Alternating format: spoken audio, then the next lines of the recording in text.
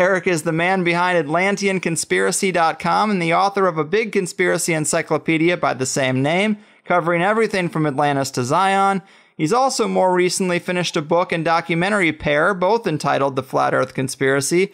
A guy that has definitely challenged my worldview, and that's not an easy thing these days, so let's dive into it. Eric, my man, welcome to THC. Thanks for having me here. Appreciate it. So happy to have you here, man. And I think a lot of people are going to be challenged with this one. And it is going to be tough to articulate some of these arguments without pictures and diagrams. But what I've seen has raised some serious red flags with a lot of things that we take as a given. Everything from the existence of nuclear weapons in the International Space Station to the makeup of the Earth and the entire universe itself. So let's not beat around the bush, man. You know, to challenge the heliocentric model of the solar system is pretty blasphemous in today's world. So how do we start to unravel some of this stuff? What are some of the biggest red flags with our traditional understanding that should start putting those first cracks in the listener's preconceived notions?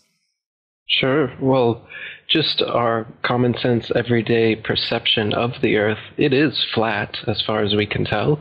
It is motionless as far as we can tell. And everything in the sky is revolving around us as far as we can tell. If nobody told us otherwise, we'd logically assume that the Earth was flat, motionless, with everything in the sky revolving around us.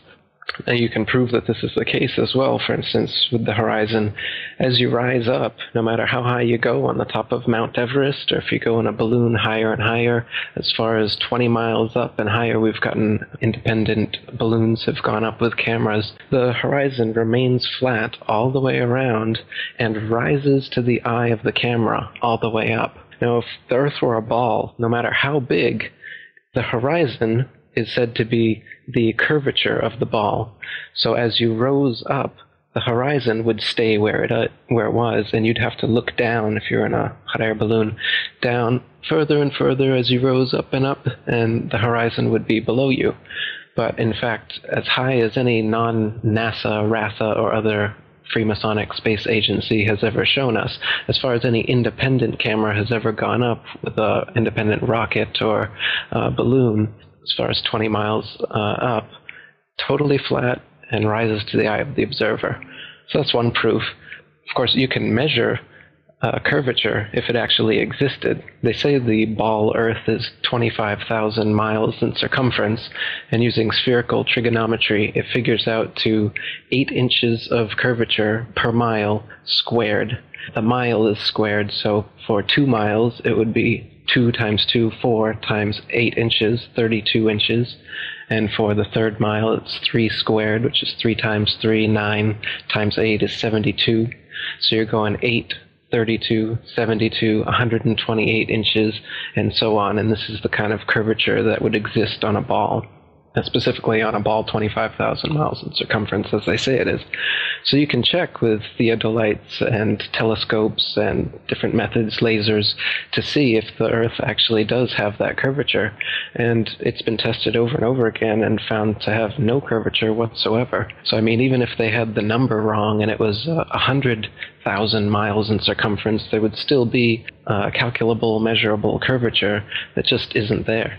What you're seeing here is a mirage. The only place curvature exists is in NASA photos and videos, and those can be proven to be CGI fakes, and the early ones were literally taken through a round window to make the Earth appear round. An old reel received by mistake. It contains the raw or unedited footage of the crew of Apollo 11, Michael Collins, Edwin Aldrin Jr., and Neil Armstrong, staging part of their mission for nearly an hour in living color, with exceptionally clear behind-the-scenes audio of conversations discussing the techniques used to achieve a disingenuous picture depicting the Earth at a distance, in order to falsely demonstrate their far journey from it and their ability to survive passing through the Van Allen radiation belts.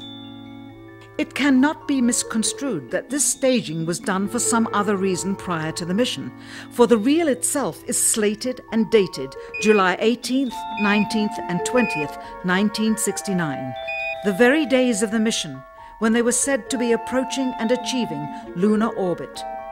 And that's it. It's just photo trickery and brainwashing that's got the world thinking that we're on a ball spinning around the sun with a magical force called gravity holding us on the underside of this spinning ball. It's all just brainwashing that we've received. It's pseudoscience accepted as legit science. But real science has confirmed geocentricity in the flat Earth for thousands of years. The flat Earth was known to ancient cultures all over the world for thousands of years, and it's actually a relatively recent phenomenon that people have been believing we're on a big ball spinning around the sun. Pythagoras first came up with it about 2,500 years ago. He's also often considered the first Freemason, and it didn't go anywhere much from there until 2,000 years later. Copernicus picked up where he left off, another Jesuit Freemason, and he really picked things up, and Kepler and Galileo and Newton, and now Einstein and NASA, Sagan and Neil deGrasse Tyson, all these people, they're all part of this Freemasonic club that is building a pseudo-scientific worldview to indoctrinate the slave class so that we can be propagandized into doing anything. This is basically the biggest thing you could possibly lie about. So the psychopaths who control society are interested in world domination. The best way to brainwash the whole world is to lie to the whole world about what the world is. What is the earth under your feet? What is in the sky above your head? Where did we come from? You know, it's now, this lie has now evolved into a Big Bang evolution, heliocentric spinning ball cosmology, when in reality, we're not a cosmic accidental sneeze, nothingness turned everything. This is quite obviously intelligently designed, this thing we're experiencing here, this life, this universe. I can't believe anyone in their right mind can look me in the eyes with a straight face and say, no man, it's all random. This is all just random. But people do. Yeah, right. I think you make a lot of great points, man. And I think the curvature argument is pretty damn strong. And I pulled this off your website in the comments section because, to your credit, you spend a lot of time writing thorough answers to questions and responses to critics. And that's where a lot of my questions got answered. And so here's a little more detail about the curvature argument from your site. It seems like lighthouses are one great example. This first one you have is the Isle of Wight Lighthouse in England. It's 180 feet high and can be seen up to 42 miles away, a distance at which modern astronomers say the light should fall 996 feet below the line of sight. Why can you still see it? And then you have several other good examples in the lighthouse department, but another one worth mentioning that people be familiar with is the Statue of Liberty. It stands 326 feet above sea level, and on a clear day can be seen as far as 60 miles away. Now, if the Earth was a globe at the dimensions that they give us, that would put Lady Liberty at an impossible 2,074 feet below the horizon. These examples seem hard to rectify unless there's some obvious answer that I'm missing, but I would say this is a pretty compelling thread of evidence, my man. Yeah, the distance at which the light from lighthouses can be seen at sea is just way too far for the Earth to be a ball 25,000 miles in circumference. Another great example is the Notre Dame Antwerp spire, standing 403 feet high from the foot of the tower, with Strasbourg measuring 468 feet above sea level. And so with the aid of a telescope, ships can be seen on the horizon, and captains declare they can see the spire from an amazing 150 miles away. If the Earth were a globe, however, at that distance, the spire should be an entire mile, 5,280 feet below the horizon. So there's a lot of examples like this where you've got a whole mile, say, that the light should be below the horizon. You should not be able to see it. And even light refraction that the naysayers try to bring up can't account for it, as it can only account for 1/12 of whatever the original distance is. So, the light at which lighthouses can be seen at sea, as well as the fact that canals, tunnels, and railroads are never built with curvature in mind whatsoever. That's not necessary. And if there were, then their plans would be off, in fact. I've got quotes in my book from railroad engineers and canal builders saying how it's hard enough for railroads to make curves horizontally, let alone if we were on a ball and railroads would have to be curving up on the ball. And they give examples of different railroads over the Earth and how long they are and how much curvature they'd have to be ascending and how it would be so impossible for the trains to be able to go up this curve, because trains are made to be on a level. They just can't operate that way. So there's a lot of proofs like that. You mentioned Neil deGrasse Tyson, and one compelling thing you have in your documentary is Neil deGrasse Tyson is on TV and he's talking about the shape of the Earth, and he's talking about how they just discovered now that the Earth is more pear-shaped than it is round. So Earth, throughout its life, even when it formed, it was spinning, and it got a little wider at the equator than it does at the poles. So it's not actually a sphere, it's oblate. And officially it's an oblate spheroid. That's what we call it. But not only that, it's slightly wider below the equator than above the equator. A little chubbier. A little chubbier. Yeah. Chubby's a good word. It's like pear-shaped. Yeah. And I'm thinking, well, we've been seeing pictures of the Earth from space, and it's a perfect circle. So either you don't know what you're talking about, or those pictures aren't real. This is a serious disconnect that's hard to rectify, Neil. Absolutely, yeah. And they've said that it's a sphere, and then they've said that it's an oblate spheroid flattened at the poles, so it's kind of like smushed. And now more recently they're saying it's an oblate spheroid flattened at the poles with a bulge in the south, so it's kind of pear-shaped. So they keep changing it, but you're right, the pictures that they've given us, they show a perfect circle. They don't show any sort of bulge or oblateness as they claim exists. And people say, oh, well, it's just not enough to be seen. But they're claiming it's quite a bit. He said it's the amount of Everest above sea level is how much more oblate it is, supposedly. Right. You would think that would show up in the pictures. Now, a lot of people's first question is going to be, well, where's the edge? And I was surprised to see how easy that is to rectify, but I'm sure you get that a lot. How do you tell people when they come at you with, well, where's the edge? Why aren't people sailing off the edge or whatever? So in the flat Earth model, the North Pole is in the middle, and the Earth is a disk shape, and the Antarctica is all the way around, holding the oceans in. And so it's a fact, if you're at the North Pole and you go south, no matter which actually, it doesn't matter where you are. If you go south, eventually you're going to end up in Antarctica. But on the ball model, it's just a little ice continent underneath the ball. Yet in this model, it's all the way around you, holding the oceans in. As for whether there's an edge beyond the Antarctic ice plateau, this wall that holds everything in is about 100 to 200 feet tall. And once you climb up on the ice wall, it's a plateau of snow that just goes on and on and on. And the public and myself are ignorant at the moment as to whether there is an edge at some point, whether there'd be a barrier, a dome, as many ancient cultures have said there is, or whether it's an infinite flat plain and it's just snow, ice, wind, and darkness forever. So that's still a mystery, how the ice actually terminates. But it is a fact that if you travel south from anywhere on Earth, you will end up at the Antarctic ice wall. The lie is that there's a South Pole, and they've put a ceremonial red and white barbershop pole with a ball Earth on top of it at an arbitrary point along the Antarctic ice. And they even admit that it's not the actual South Pole, and they have this complex model how the North and South Poles on the ball Earth are constantly moving because of the nature of the molten magnetic core of the ball Earth they claim exists.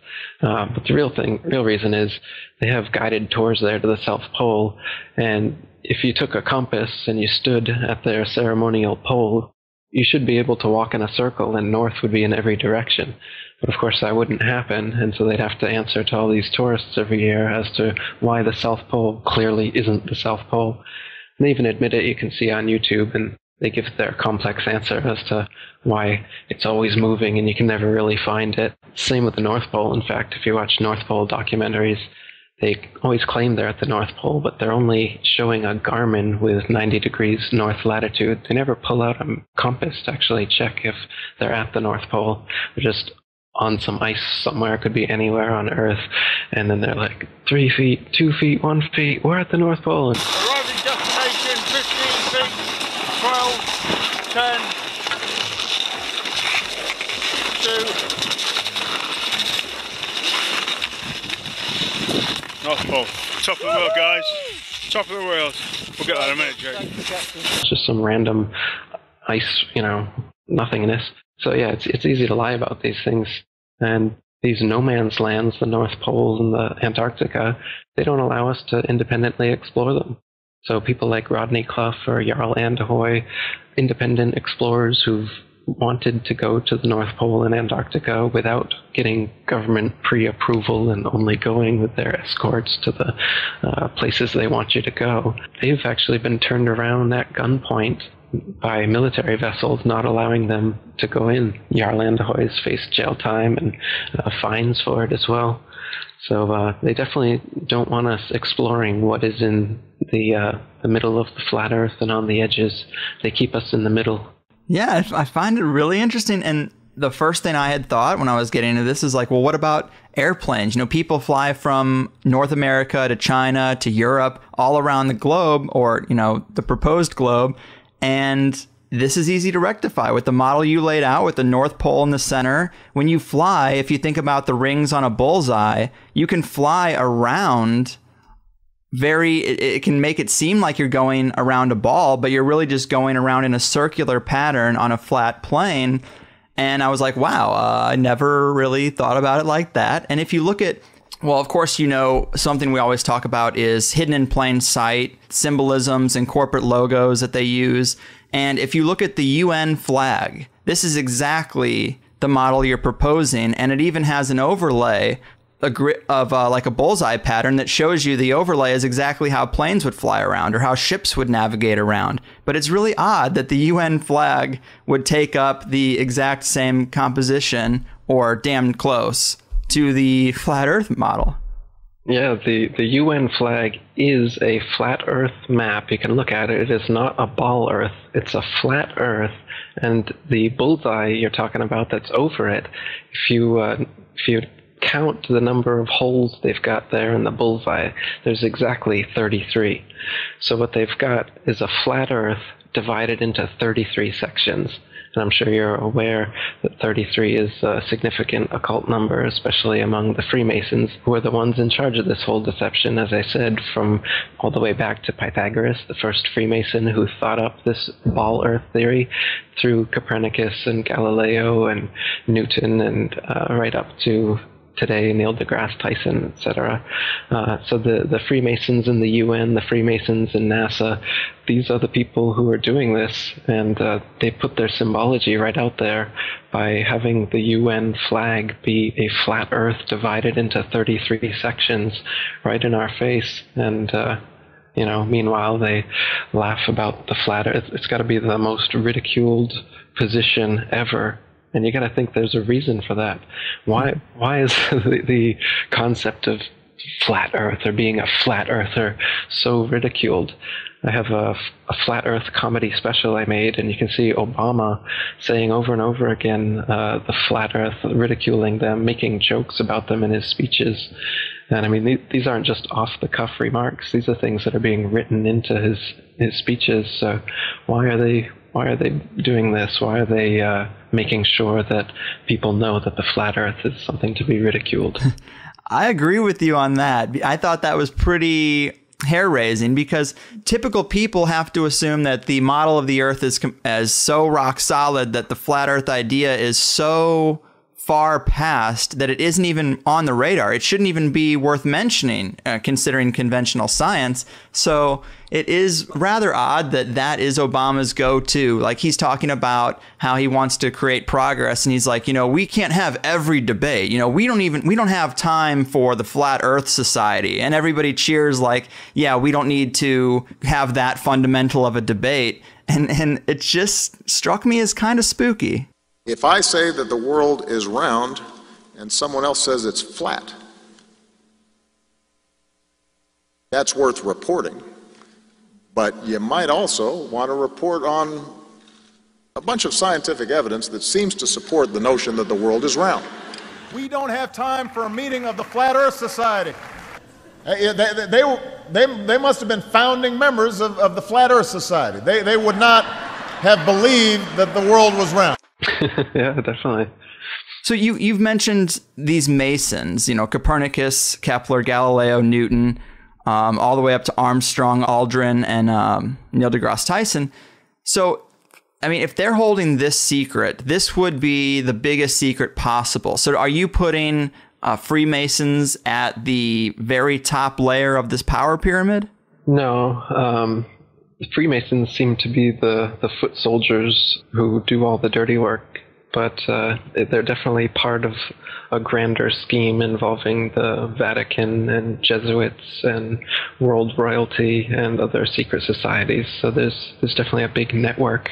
I don't know. I think people like to kind of debate semantics about the tippy top of the capstone of the pyramid, and I don't know that there even is such a thing, or if we would ever get to it from the outside. But I think it's definitely, world royalty, the Vatican, the Freemasons, and the whole secret society network of, Bohemian Grove and Skull and Bones and all these other organizations. They're all interlinked in some ways through the whole corporate, banking, military, industrial structure. The thing's pretty well interwoven. Every country is a tax farm. There's nowhere on earth you can go to get away from paying taxes and obeying government laws, right? So, they make it sound like America and Russia are sworn enemies, or North Korea or Iran or whatever. They're always giving us boogeymen, but the real boogeymen are all the governments and the people who work for governments. They're all mafia organizations in the sense that they couldn't exist and wouldn't exist if it wasn't for the violence and coercion they use to steal tax money from their populations. Whether it's a democracy, socialism, communism, fascism, every ism involves taxation, forced stealing money from the population to fund the bureaucracy that continues stealing money and writing laws and imprisoning the population, and then making more money off of imprisoning the population, as they do in America with the private prisons, and profiting off the inmates' labor and whatnot. So they've got a big profit margin going here for this scheme, and it's really well interconnected. And to debate about the tippy top all the time, as many conspiracists like to do, I think it's more important to just see that this is a huge network, and it encapsulates literally everything that the conspiracy encyclopedia, has. Yeah. Great points, man. I don't think anyone would disagree with that here. You talked about, Antarctica, of course, and people going there and getting turned away at gunpoint. But what about, say, the early explorers? Do we get any indication that the composition is the way you've described from the early explorers who tried to get down there or tried to sail around Antarctica or anything like that?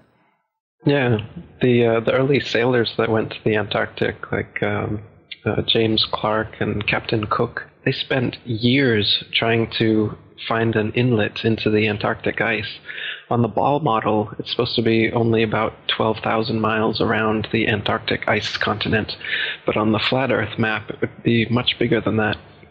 And in reality, when you sail around it, as I said, it takes 3 or 4 years, and they weren't going in a straight line, but they were chartering 50 or 60,000 miles around as they were trying to find an inlet into the ice wall, never able to find one. Yeah, and you also have, and this is another quote that I pulled off your site, a guy named William Carpenter. He says, "Yes, but we can circumnavigate the South easily enough, is often said by those who don't know. The British ship Challenger recently completed the circuit of the southern region indirectly, to be sure, but she was 3 years about it and traversed nearly 69,000 miles, a stretch long enough to have taken her 6 times around the globular hypothesis." Which is interesting because you can then visualize someone trying to get around this island they have in their head, this big island of ice, this big continent of ice, this idea they have in their head, and they're trying to get around it by just going the same direction. And if you picture it in the flat Earth model, you can visualize how they would just be bumping into the edge all the way around until they got back to kind of their starting point, and then they'd go back up north and be like where they were. And to them, they think they went around a big continent, but they did exactly the opposite and went on the inside of a giant edge. And I thought that quote was pretty interesting. Yeah, another thing those early explorers found is that they were always outside of their reckoning every day as far as how far they should have traveled on their maps. So they were an average of 12 to 16 miles, sometimes as much as 29 miles out of reckoning. Lieutenant Charles Wilkes, commander of the United States Navy exploration expedition to the Antarctic in 1838, spent almost 4 years going around, and he was writing in his journal how every day he was sometimes up to 20 miles in less than 18 hours out of reckoning. And so they always have to chalk it up to water currents or some sort of thing like this, but they're consistently out of their reckoning because the flat Earth, of course, is much bigger in the southern so-called hemisphere than the ball Earth would be. So the maps that they're using are all assuming the ball Earth. They're flat maps, by the way. They use, it's called plane sailing, is the most common used navigation method, which is done assuming the water is a plane, as it actually is. The natural physics of water proves that all the surface of water on Earth is a plane, by the way, because, as you know, water will always find and maintain its own level. So if it's dammed up and then released, it will rapidly rush off in all directions until it remains level. Yet they say that we're on a big ball here, and the oceans are all convex, somehow held on to the Earth through the magical force of gravity, yet we can see with our eyes, and we know through physics, that water maintains and always is level. Yeah, that's a compelling point. And you did bring up earlier that the horizon always looks flat, and I think most people would say, well, that's a perspective issue. That would be the argument, the typical argument. But if you haven't seen it, people should look at it. You're right about the idea that there's people who have attached cameras to balloons, just independent people who've attached a high-def camera to a balloon, sent it up as high as they possibly could just to get that footage, because it is interesting to do.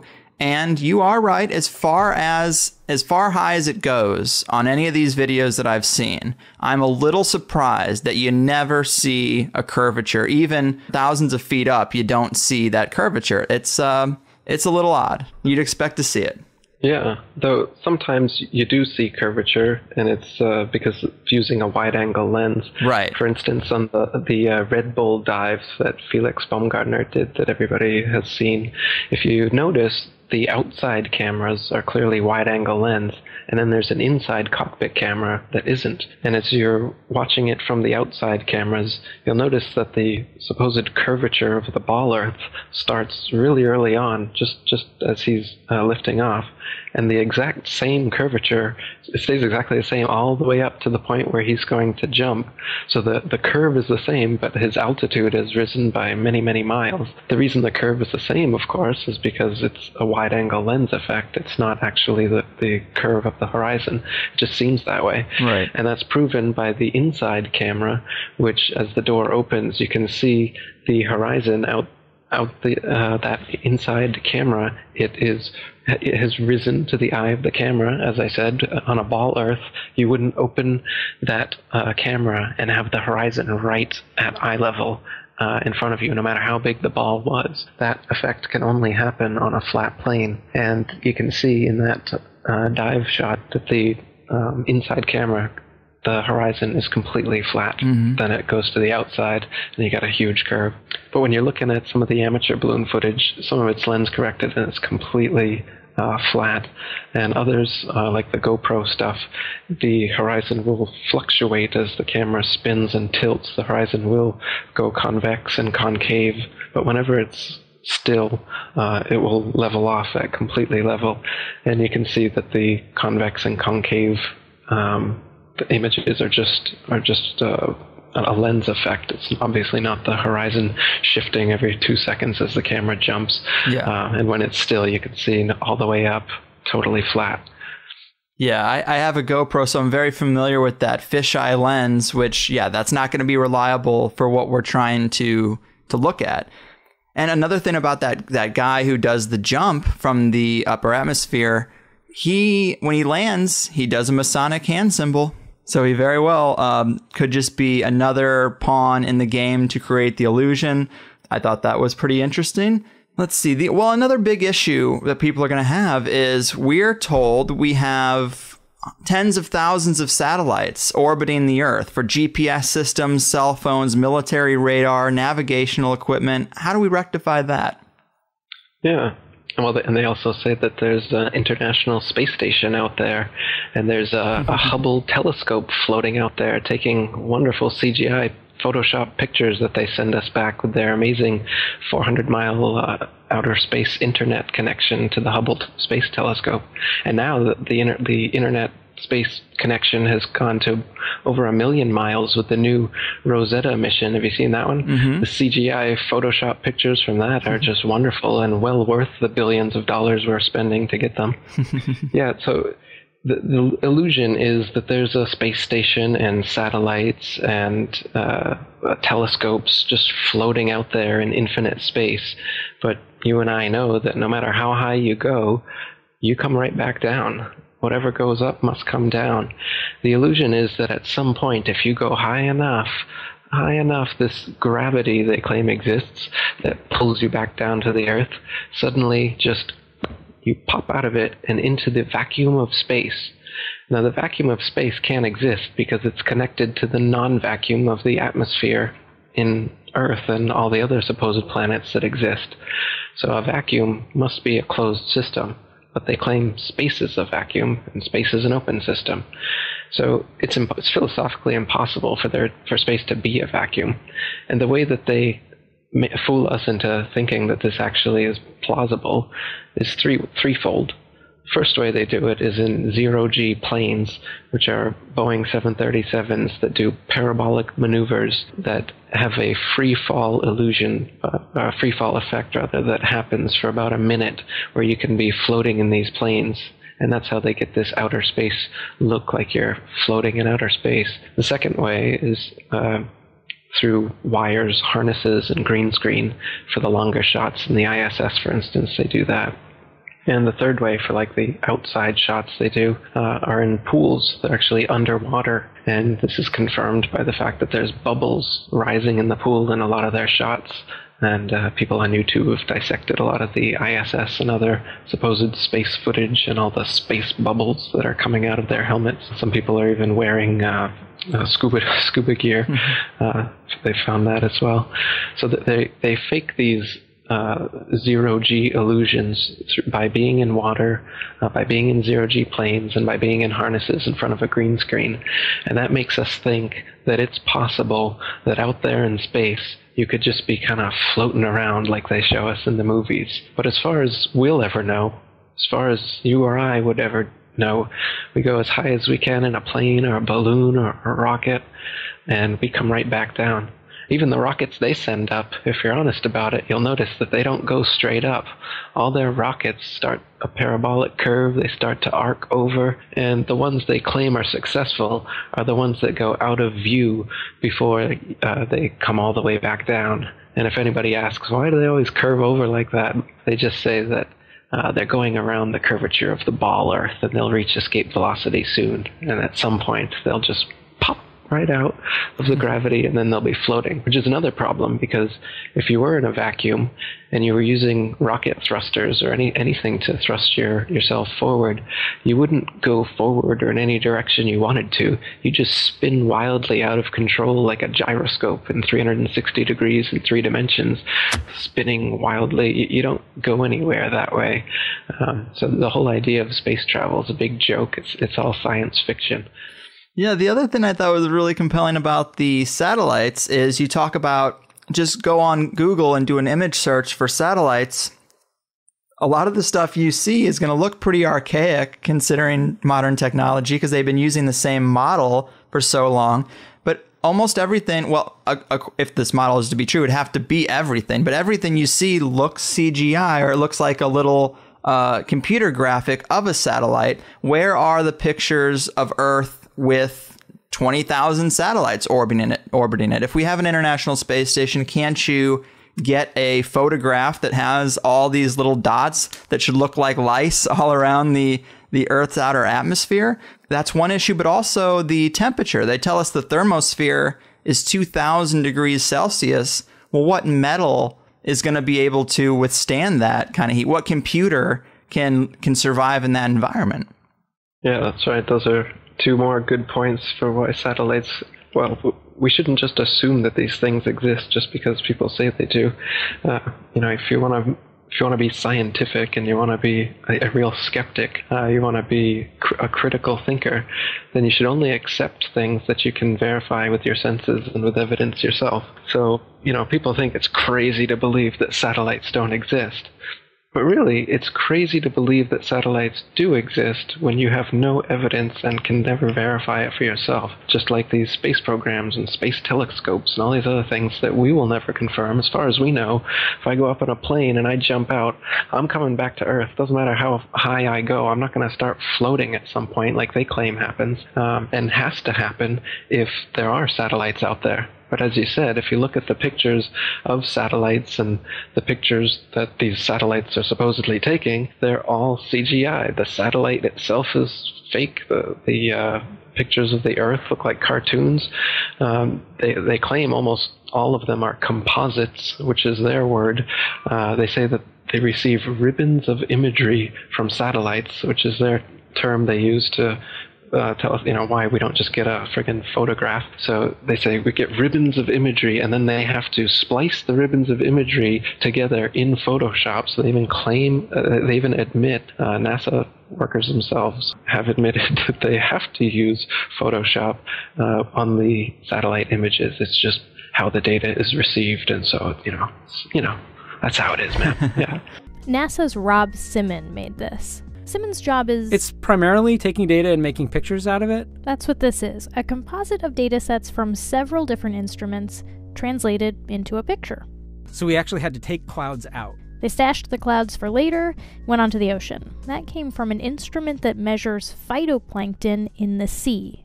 Where it was low, I colored it dark blue because they're low mostly in mid-oceans.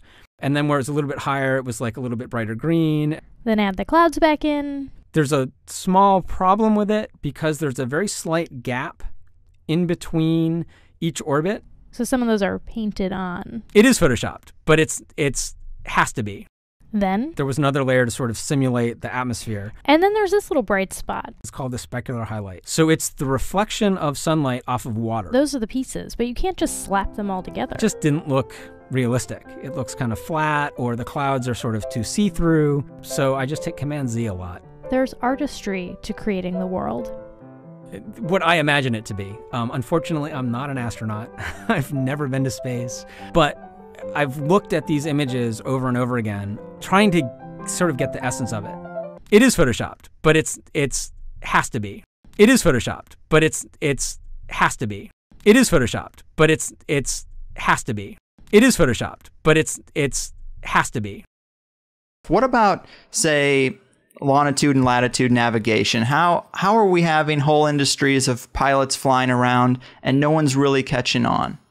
Yeah, I mean, here's a good question. Why don't pilots catch on to this fact?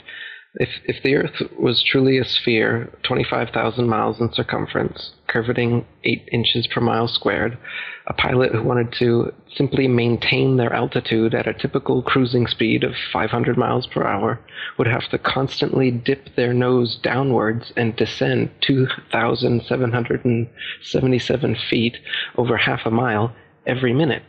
Otherwise, without this compensation, in an hour's time, the pilot would find themselves 166,666 feet, 31.5 miles higher than expected. You just end up flying off into outer space if you weren't constantly dipping your nose down to fly around the ball. And so, like I said, if at the typical cruising speed of most planes, you'd have to be descending a half a mile every single minute. And this never happens. I've talked to pilots. Once you get to your cruising altitude, the artificial horizon maintains level. It don't touch the controls, just keeps on going. And so, I mean, the reason pilots don't figure, I'm sure some pilots figure it out, and then who are they going to tell? But I mean, they're just like everyone else. Everyone else is so brainwashed that they don't think of it. And if they do, I've even heard some explanations. They claim that, they say the atmosphere. They say the Earth is spinning over 1,000 miles per hour, and that the atmosphere is also dragged along with it. So then, if some pilot says, "Hey, why don't I have to course correct downwards all the time?" their explanation is that this atmosphere that's being magically dragged with the spinning ball Earth also magically course corrects planes so that they stay at exactly the same altitude because they're in that atmosphere, that magical atmosphere that helps you curve around the ball Earth, man. They've got explanations for everything. Mm-hmm. And we're told that the Earth is spinning at 1,000 miles per hour, which is awfully fast, but yet, let's say a helicopter cannot just hover in the air for 12 hours, start in St. Louis, Missouri, hover for 12 hours and land in China with the Earth spinning below it. And that is what, I would first think would be the situation. But then we're told because we're in the sphere, it all moves relative to itself and you don't notice those changes. And see, I'm not a physicist, I'm not a pilot, and so it's hard for me to really play devil's advocate for their position. But I think about if you're in a speeding car going 90 miles an hour down the highway, you can play catch with the passenger and it feels like you're stationary. Or like if an ant is crawling around on your dashboard, whether it's going with the grain of the car or against, it doesn't really notice that effect. So it's like, I guess I would think that the atmosphere would have the same effect as the encapsulation of that vehicle moving at a fast speed. To the people inside of it, they don't notice. And I guess that's the argument. But do you find flaws with that argument?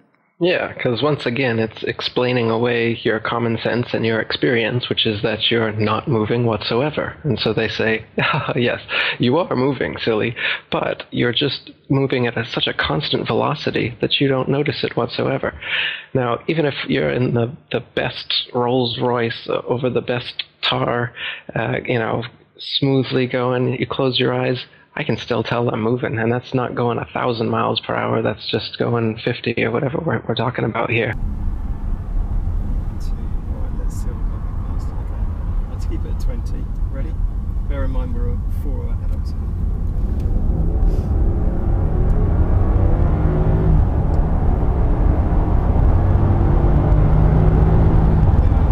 Even in an elevator, just an elevator going up, I can feel that. I have a really sensitive stomach, so I can tell, and I get sick if I'm doing some sort of motion that's anything on par with what the Earth is supposedly doing. And so isn't that weird that just because it's a perfect constant velocity that my stomach's able to handle that, but just a little bit of a elevator malfunction and then I'm ready to, So these things don't make any sense. They just want to explain away your common sense with these kind of arguments. And like you said, if you were in a helicopter, you should be able to just go up, wait for the ball Earth to spin underneath you and land at your destination. But of course, the atmosphere spins with the ball Earth, so that doesn't happen. But we can prove that that's not the case either, because now we have airplanes which you can go easterly or westerly, and if the Earth and the atmosphere are spinning 1,000 miles per hour east all the time, as they say, then a westbound plane should be, an eastbound plane should never reach its destination if it was going 500 miles per hour and the Earth is spinning and the atmosphere is spinning 1,000 miles, your destination should come up behind you before you ever reach it, right? And then destinations going the opposite way are going to take far, far longer than they do. You can check flight times, and they're always within a half hour, a couple hours, no matter what direction you're going to or from. But if the Earth was actually spinning at the rate that they say it was, flight times would be totally different. It makes sense, but yet I've been taught from an early age not to trust myself because they've got it on lock. So I just assume that the physics all kind of works out. But I know there are people who go to school for physics. They study it for years and years. And it's just odd that none of them ever catch on to it. That I guess that guys like Newton created this entire fake science around a fake model, and yet all the math checks out. That's a little hard for me to rectify. Oh, they're counting on that. That's why they've got all these huge formulas and calculations for gravity and whatnot that are based on nothing. So like they've got a weight for the ball Earth, all based on their gravity calculations, and you can Wikipedia it, and you'll see pages of, mathematic language that makes no sense to 99.9% of the population, but apparently the math works out, so it's real, right? So it's just another way, just like the CGI images or whatever. Some people are fooled by the images, some people are fooled by the math, some people are fooled by, this or that. They've got many different ways to get us in their grips. Like you said, the whole education system is teaching us not to believe our senses. Like the model they show, the ball Earth model with a crust on the outside and the outer mantle and the inner mantle and the outer core and the inner core. Guess what? They've only ever dug 8 miles down into the crust, so they don't even know what's beneath that. It took them almost 30 years to get there, and they couldn't get any further in the Russian Kola Ultra Deep, it's called. So it's all speculation as to these layers of the ball Earth they claim exist, and it's the inner layer of molten magnetic core, whatever they claim, creates the magnetism of the Earth.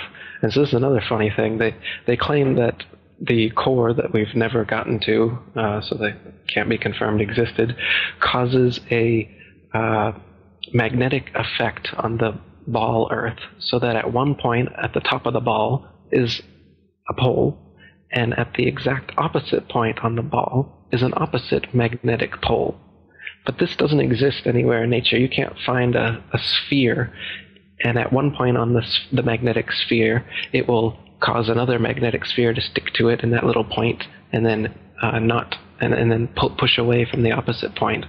It doesn't exist like that. Only bar magnets can do that. What do exist, however, are ring magnets, and those are shaped just like the flat Earth model, where the pole is in the middle, and then the opposite pole is actually every point along the circumference. So the magnetic explanation, which a lot of people will bring up, well, how does magnetism work if we're on a flat Earth? The accepted model is that it's this spinning molten magnet stuff in the core that creates this kind of north-south ball magnet, which doesn't actually exist anywhere in nature. Yet the ring magnet, which is it's in loudspeakers and other things, that's the flat Earth model, and that actually does exist. So that's an actual magnet instead of an imaginary magnet like they claim exists. And we'll actually admit that I don't know what's under the flat Earth. We've only gone 8 miles down, and we haven't gotten to the bottom of the Pacific. All I know is, as far as we can tell, the water is completely flat, and the land is flat, other than hills, valleys, and mountains over a long period of space. There's no convex or concave curvature. It's totally flat. Yeah, and I guess you could say science is designed exactly how economics and taxes are designed. The increasing complexity makes it so the average individual just has to trust the experts. You can follow it to a certain point, but then most people say, well, that's a little bit beyond me, but there's experts out there. They know what they're doing. I'm sure that this fractional reserve banking system, this debt-based system of rule is just fine. I'm sure the taxes I'm paying are totally fair. They've got the code. They got the big book. They wouldn't overcharge me. They wouldn't, pull any scams on me. And you could apply the same thing to, of course, science, but it's just to what degree? This is a really far out degree. That's right, yeah. I mean, our eyes and experience tell us the Earth is flat and motionless, and everything in the sky revolves around us. But when we cease to believe our own eyes and experience, we have to prostrate ourselves at the feet of these very pseudo-scientists who are blinding us, treat them as experts, astronomical priests who have special knowledge only they can access, like the Hubble telescope. So by brainwashing us of something so gigantic and fundamental, it actually makes every other kind of lesser indoctrination a piece of cake. Earth being the flat, fixed center of the universe around which everything in the heavens revolves gives a special importance and significance not only to Earth, but to us humans, the most intelligent among the intelligent designers' designs. By turning Earth into a spinning ball thrown around the sun and shot through infinite space from a godless Big Bang, they turn humanity into a random, meaningless, purposeless accident of a blind, dumb universe. So it's like trauma-based mind control, beating the divinity out of us with their mental manipulations. People are always asking, why do they do this? Other than the obvious profit margin motive, NASA being the biggest black budget black hole in existence, sucking in over $30 billion taxpayer money for the fake moon landings alone. Nowadays, hundreds of billions of dollars, and not just NASA, but RASA and all the other fake space organizations around the world, giving CGI images for hundreds of billions of dollars. So this modern atheist Big Bang heliocentric globe Earth chance evolution paradigm spiritually controls humanity by removing God or any sort of intelligent design and replaces purposeful divine creation with haphazard random cosmic coincidence. And so by removing Earth from the motionless center of the universe, these Masons have moved us physically and metaphysically from a place of supreme importance to one of complete nihilistic indifference. If the Earth is the center of the universe, then the ideas of God, creation, and a purpose for human existence are resplendent. But if the Earth is just one of billions of planets revolving around billions of stars and billions of galaxies, then the ideas of God, creation, and a specific purpose for Earth and human existence become highly implausible. So by surreptitiously indoctrinating us into their scientific materialist sun worship, not only do we lose faith in anything beyond the material, we gain absolute faith in materiality, superficiality, status, selfishness, hedonism, and consumerism. If there's no God and everyone's just an accident, then all that really matters is me, me, me. So they've turned Madonna, the mother of God, into the material girl living in a material world. Their rich, powerful corporations with their slick sun cult logos sell us idols to worship, slowly taking over the world while we tacitly believe their science, vote for their politicians, buy their products, listen to their music, watch their movies, all sacrificing our souls at the altar of materialism. Touche, my man. It's a big deception. I'd say it's the biggest cover-up and conspiracy in history.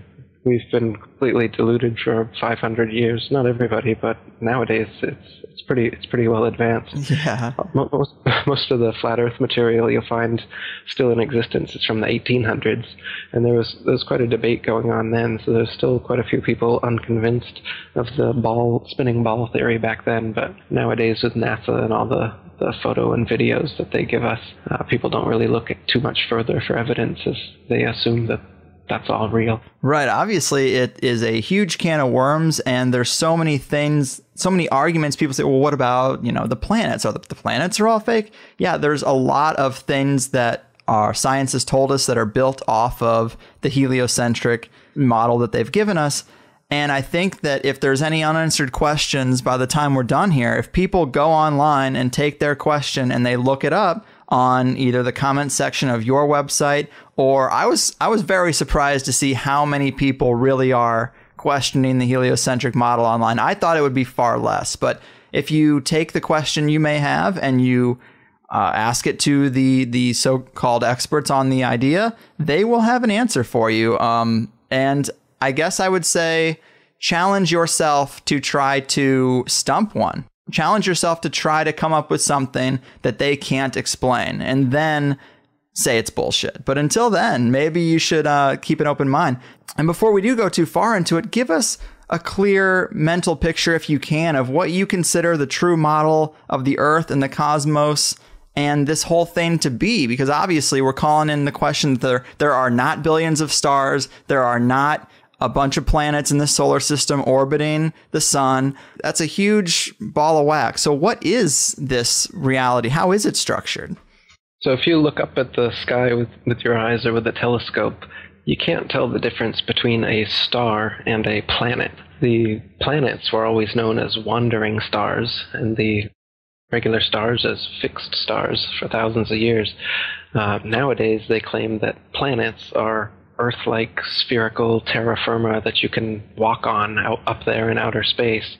But as far as you can tell through any telescope that we have, it's just a round dot of light up there in the sky. All the planets and all the stars, none of them can be confirmed to be some sort of terra firma that you could land on, though in their pictures from their fake telescopes, they clearly look like big ball planets that you could definitely land on, as they show you with Mars and whatnot. But that can't be confirmed, again, with your own eyes or with a telescope that you could buy. With anything that we can see, the sun, moon, stars, and planets are all just lights in the sky revolving around us. They claim that we revolve around the sun and the moon revolves around us, and the stars are actually distant suns trillions upon trillions of miles away. Now, this wasn't always that way. They've actually been reverse engineering these explanations as they go along, because geocentric flat earthers throughout the centuries have come up with good objections, such as Tycho Brahe's objection that if the Earth is a ball spinning around the sun, in 6 months' time we should be 200 million miles on the other side of the sun. So the parallax perspective, when you look through a telescope in your backyard, you can prove this, you should see some difference in the stars after 200 million miles of supposed orbit. But you can't see any whatsoever. So what heliocentrists have been saying since then is that the stars are actually, the nearest star is 25 trillion miles away, 4.2 light years. They came up with a sci-fi term to make it seem plausible. It's light years away. It's so far away that even after 200 million miles, you can't see an inch of difference in your backyard through a telescope after 6 months of supposed orbital motion. The reason that they say the ball Earth is tilted on its vertical axis 23.5 degrees is because you can see Polaris, the North Pole star, all the way to 23.5 degrees south latitude. And if the Earth was a ball, you couldn't see that because you'd be staring through the ball to look up at that star. You can see it on because the Earth is flat, of course, but you can't see all the stars at any one place from the Earth because of the law of perspective. That's why the sun seems to rise and fall in the sky every day as well, but it's actually not rising or falling anywhere. The sun and the moon maintain their altitude, and they revolve circles around the flat Earth. So we're stationary. The sun and the moon are actually the same size, just as they appear. There's another lie. They claim that the sun is 400 times bigger and 400 times further away than the moon, and that's why they just appear the same size from our perspective, but they're not. But I mean, again, with your own eyes, you can see when they eclipse, they are the same size. And the fact that they do eclipse is not quite a coincidence to happen on a Big Bang accident universe, that everything is just spinning around in space randomly. How come there's these two brilliant lights in the sky that pass each other and they're perfectly opposite? Do you know the sun's light is very different than the moon's light too? They claim the moon's light comes from the sun. It's reflected off of the sun. But if you collect the moon's light, it's actually cold. Whereas if you collect sunlight, of course, it's hot and you can burn things. The sunlight will preserve certain things, dry out meats and things to eat. But if you leave meats out in the moonlight, they spoil. If you're in the shade in the sunlight, the shade is obviously the temperature is going to be less. But if you're in the shade in the moonlight, the temperature is more. The moonlight is cold. I've never noticed that. I'm going to try that out. Yeah. The combustion in a bonfire is increased by moonlight, and it's decreased by sunlight. There's another one. So there's a lot of things that prove that the sun and the moon are actually their own lights. They're not. The moon is not a big ball up there in space that you can land masons on, as they claim. It's just a light, a flat, round disk. And you can even see through the moon during waxing and waning cycles. The Royal Astronomical Society, even the people who are part of this manipulation, they've recorded several times that you can see stars and planets through the moon. And the astronomers that are seeing it, they're always flabbergasted about how this is possible. But it's because the moon is not physical. It's not densely physical in the way that they claim. It's just a light, so you can see through it. Just like the planets as well are just lights. That's why Pluto's not a planet anymore, because the light from it just rapidly diminished one day, and they couldn't continue fooling all the amateur astronomers that Pluto's a planet, because the starlight from it just diminished by 50%. I think that moon thing is pretty compelling. I am going to tonight see if that's true. I've never noticed that effect. I've never looked for that effect. But to think that if I get into the shade of the moon and that the moon is giving off its own light, I mean, that is pretty radically different. And I like those kind of challenges. So I'm going to try to see how that works. But I'm surprised more people haven't stumbled upon that. If the moon is giving off a cold light, I guess we just assume it's the absence of sunlight, but to shade yourself from that and be warmer, Interesting indeed, isn't it? It is. I don't know, man. This is about as far out as it gets, and it's super awesome. So, thanks for being here. We covered so much ground. I think we made a pretty good, complete case for at least the proponents of the flat earth. I think they would be proud of the interview we did today. But, if there are still skeptics out there that are resistant to this idea, is there anything else before we wrap this up that we should mention as icing on the flat earth cake or anything? Yeah, I recommend everybody look into it, do your own research, and check out my website, AtlanticConspiracy.com. My book and documentary is free on YouTube, The Flat Earth Conspiracy, and I've just restarted the International Flat Earth Research Society. You can come see some of the message board stuff we're doing over there at ifers.boards.net.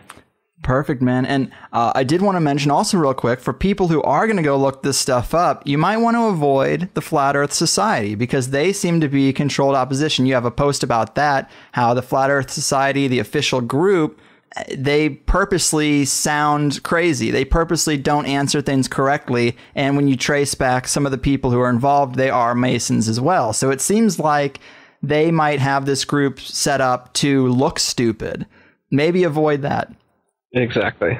The Flat Earth Society was set up after the International Flat Earth Research Society was set up as the controlled opposition to bring people away from that society.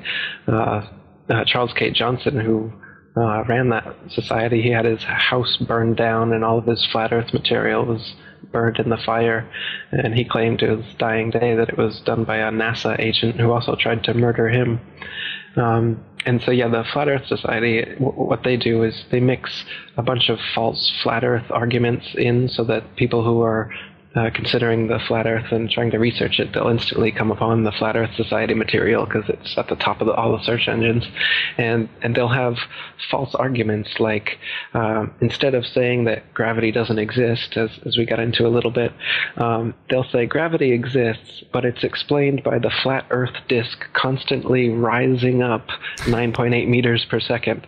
And so, you can imagine, instead of you falling, the flat earth is rising up, and that's what happened. Right. But again, this is a silly argument. If that was the case, then sustained flight would be impossible, and the flat earth would be rising up into planes and helicopters and stuff, crashing into them. So they present an easily refutable argument like this, and then well-meaning researchers trying to look into the flat earth find their frequently asked questions that has these bad answers, and then they just think, oh, well, this is ridiculous. And they also they make the whole thing into this big satire, and they address it cynically. So if you read some of their threads, they don't keep a serious research kind of attitude. They're always off the cuff, trying to be witty and funny all the time. So the whole thing is just made into a mockery. Yeah. They even made a mockumentary called In Search of the Edge, and they'd show it to people in public schools. They'd show it to kids, and then afterwards they'd ask them if they believed it. And then if the kids believed it, they'd then give these worksheets showing why it was wrong and that the Earth definitely isn't flat, and here's why, and then they'd start a big ball Earth unit based on it. So the Flat Earth Society has been involved in these kind of fake flat Earth arguments and documentaries and everything from the get-go up until today. So steer clear of the Flat Earth Society and come on over to the International Flat Earth Research Society. Yeah, just like Alex Jones makes conspiracy theorists seem crazy, they have an organization set up to make flat earthers seem crazy. So it's definitely worth a mention because I didn't want people to go there and then get turned off. Like you said, it's usually the first thing they see. So Atlanteanconspiracy.com. Check out Eric's awesome YouTube page. It's got tons of this stuff that has made me question a lot of things I thought I knew. But thanks so much, man. You really have changed my impression of flat earthers, even if I might not have become one myself quite yet overnight. I love the fringe ideas like this. I just didn't think there was a real argument there, and now I think there could be. So keep doing what you do, and take care of yourself out there, man. Thanks, dude. Appreciate it. It was a good interview. We need to fly him out and have him on the show. If he's ever on the show, I want to be outside waiting with a fucking baseball bat. Fuck Eric Dubay.